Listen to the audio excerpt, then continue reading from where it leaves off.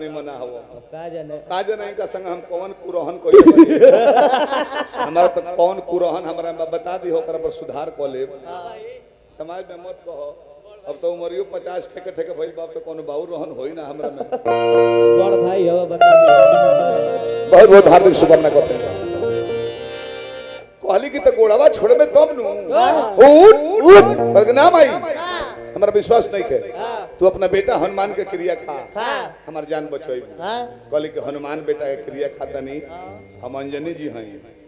तोर लाज बचाए जानो बचाए तो रूट कहले कि देखो माई राम के सामने उनका गुरु का अपमान कर बनी हनुमान के क्रिया खा के 3 गो बाण निकल बड़े तहार गोड़ धले बनी तू हनुमान के क्रिया तू खैलू हो जान बचाए आगे देख लो अपन अतल हनुमान जी के बोली सुना तो माते अंजनी जी कहली करी लुको लुको लुको लुको जाके आड़ा लुका जी हनुमान के आवे दे कोनो बुद्धि लगावत नहीं तो बड़ी पुरान धोना कि केसर के गंध लेके केसर के गंध लेके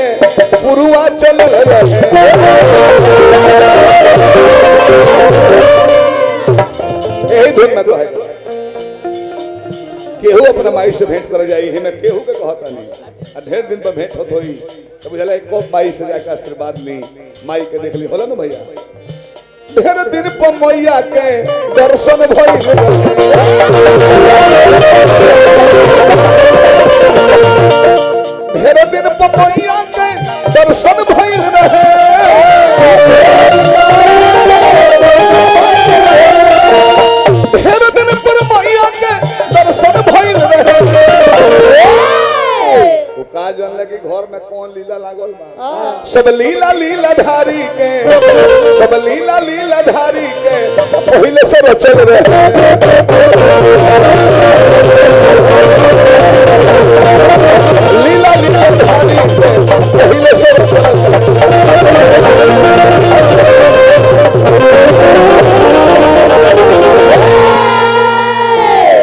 देरा दमाद जी आजाद हो आई लव यू बहुत बहुत पुरस्कार हार्दिक शुभकामना बजा के हनुमान जी माई के गोड़ धो ले आ माई आशीर्वाद नहीं दी हनुमान जी कहल के माई कतना दिन पर आइल बानी आ तू आशीर्वाद नहीं खू दे अपन ममता नहीं खू लुटावत हमरा पर क्रोधित भइल बाड़ू तो हनुमत बोला तारा बतिया के बिचारे भाई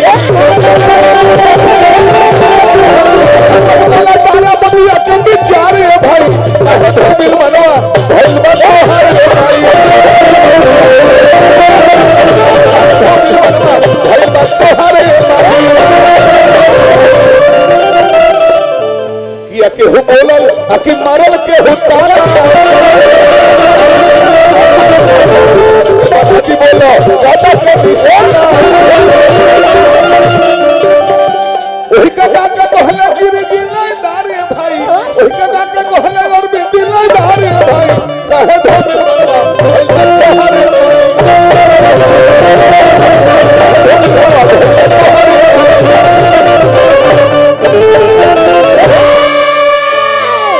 अंजलि माई बोल के चुप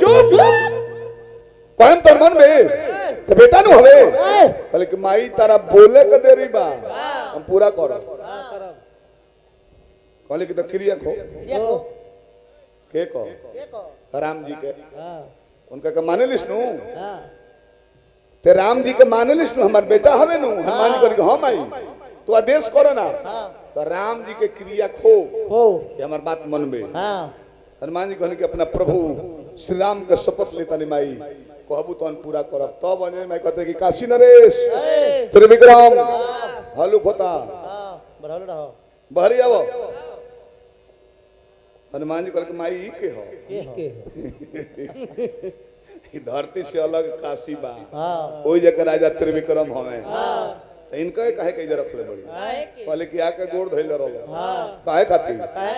आ तो राम जी के दरबार में नारद के सिखावला पर विश्वामित्र के अपमान कर दे हुए विश्वामित्र जी राम से कहूं तो राम जी तहार क्रिया खा के 3 गो बाण निकले बड़े कि भोर में मार देबे करा के अच्छा तो ठीक है कहले बड़े सुनो ना हमार गोड़ धइले रहलो तो हम तहार क्रिया कहले बनी तोरा के बचा ले। हाँ हाँ? अरे आगे सुनो, तू हमारे को धैले रहल हो हाँ आ तू राम जी के क्रिया खोले बड़ो हाँ कि हमार बात मानबो। हाँ हनुमान जी कहले कि तो अजबे चक्कर भी में हम पड़ल बानी। अब बताओ ना जौना कंपनी में हम लेबर के काम करी ले हाँ वो कंपनी के मलिकार से झुराए के बावे ला तो ई के गाँव हो है बाकी बुद्धि बा। का हनुमान जी का ना कहने कि सकल गुण निधानम बाणाधीशम रघुपति प्रिय भक्तम बात जतनमा में सब गुण के आगे रहो। हाँ माई कहली का उपाय करबा कहले तू देखत रहो। हनुमान जी लेके गोइले उनका के कहाँ बा? ई प्रसंग कौना किताब का रामायण के ना कल्याण विभाग गीता प्रेस हनुमान अंक हाँ वही में के प्रसंग हो लेके गोइले आ सरजुग जी में कहले कि ढुक जा। जा करा जा भारत में पहली बार गोल्ड पर कैश ऑफ मेटालियन ज्वेलर्स के संपर्क करें पीएम यादव जी 22 कैरेट सोना बहुत बहुत पुरस्कार भैया का प्रणाम कोई नहीं है। असही एगो बेवकूफ गोइल बैंक में हाँ आवा गई कोई पर लिखा रहे यहाँ पर सोने पर लोन दिया जाता है। ला सोने पर लोन पीएम भैया लिखा रहे यहाँ पर सोने पर लोन दिया जाता है अच्छा और जाकर सुत गोइल ला के सुतले पर न मिलता हाँ सुतल बच्चार भाई छोटी बड़ी चपरासी जगह होता है उठिए उठो उठिए अच्छा चुप रहो चिपरा सुते दो सुते दो जितने बेसी सुतब उतने बेसी लोन मिले। जाए बेवकूफ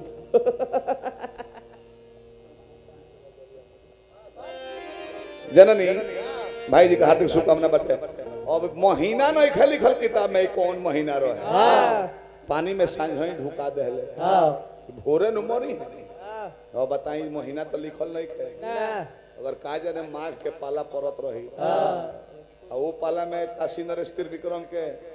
सांझ ही नदी में ढुका दिए गर्दन भर पानी में हाँ तो भोर के इंतजार हुई ना 12:30 ले कठुआ के मर जेते वही। सारा मास गोल जाई अब भोर भइल बा राम जी कहने की गुरुदेव का देश बा कहले कि अब भोर होखे वाला बा सूर्योदय से पहले मारे कहले बड़ा मान बाण ओकरा के कहले कि यही जैसे मार देव जाए के नहीं खे तो सभी के निसनवार हरि जी बनवा चल रहे सभी के निसनवार हरि जी बनवा चल रहे।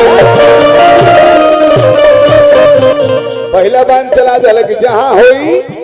ई बाण ओकरा के खोज के मार दी। बाण गोइल बा हनुमान जी देखले कि बाण आवता कहले कि राजावा गर्दन काटे कहले बड़े वरदान ले ले बनी उनकर नाम जोपी ओकरा पर उनकर हथियार काम ना करी ना करी एगो काम कर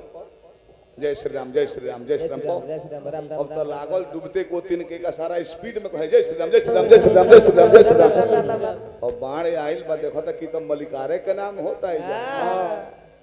हम मलिकार कहले बने कि जहाँ हमार नाम होई तहाँ काम नहीं खे करे के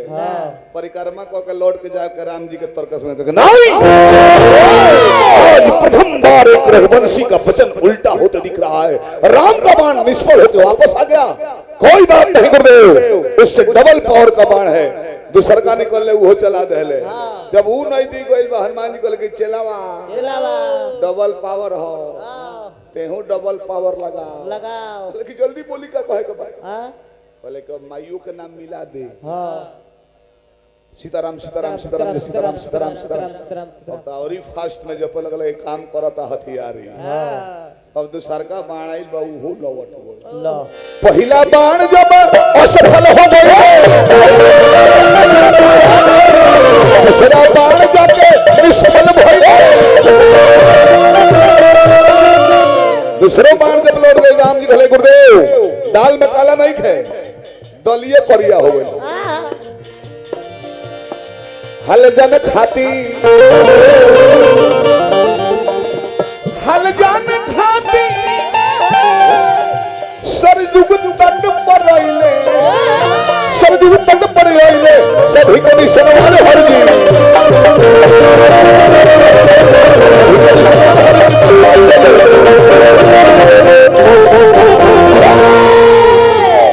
सरजू जी के किनारे आइल बड़े हनुमान हनुमान ए जे बड़ा घरे ना गइल हो हाँ कहले कि मलिकार मलिकार गई रहनी है घरे हाँ इमरजेंसी में तनी डेगारे लौट गई नहीं है अच्छा तो ये सब तोहरे कोई धइल हो हाँ जी जी अरे वो अपन धर्म निभाई हाँ हम अपन धर्म निभावता वाह ठीक ठीक ठीक हनुमान जी अपन हो जा सीताराम जपत आ रहे हाँ। राम जी कहने की गुरुदेव अभी तीसरा बाण बाकी बा हाँ तीसरा का चलाओ तारा हनुमान जी कहले रे रे रजो 3 गुना पावर बाय कर निकावली मिलावे में मिलाओ मिलाओ अब के करा के केकरा के हम भगत हई हाँ भगत के लाज भगवान बचावे ले हाँ हमरो नाम मिला दे मिला सीताराम सीताराम जय हनुमान सीताराम सीताराम जय हनुमान जय हनुमान जब तीसरका मार गइल बा मालिक आ उहो निष्फल होकर परिक्रमा क लौट गइल भगवान भरभर आंख लोर ले कहने के हे गुरुदेव आज प्रथम बार एगो रघुवंशी के वचन उल्टा हो रहल बा त हमरा खानदान के नियम हम पूर्वज लोग कहले बा कि रघुकुल रीत सदा चली आई प्राण जाए पर वचन न जाई तो जब हमार वचन ना रहल तो हम कौना बात के मर्यादा पुरुषोत्तम जब वचन ना रहल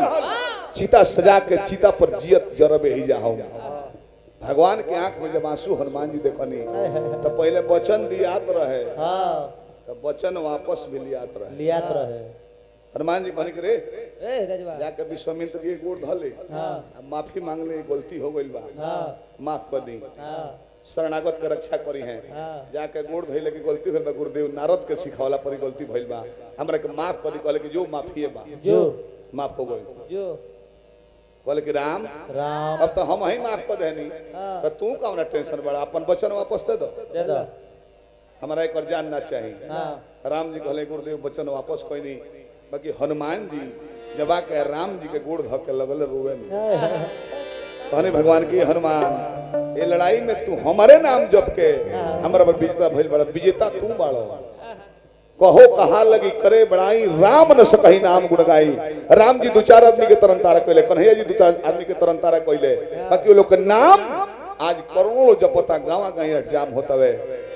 एक चौपाई है सुमिरी पवन सुत पावन नामू आ अपने बस करी राखे एगो चौपाई के प्रसंग है जब हनुमान जी के उठा के गोदी में भगवान भरनी कहने के धक भव भक्त शिरोमणि और तहरा जोड़ा के केहू भगत होई ना तपस्ताप भइल बा मनवा में जक गिरी गइल हरि के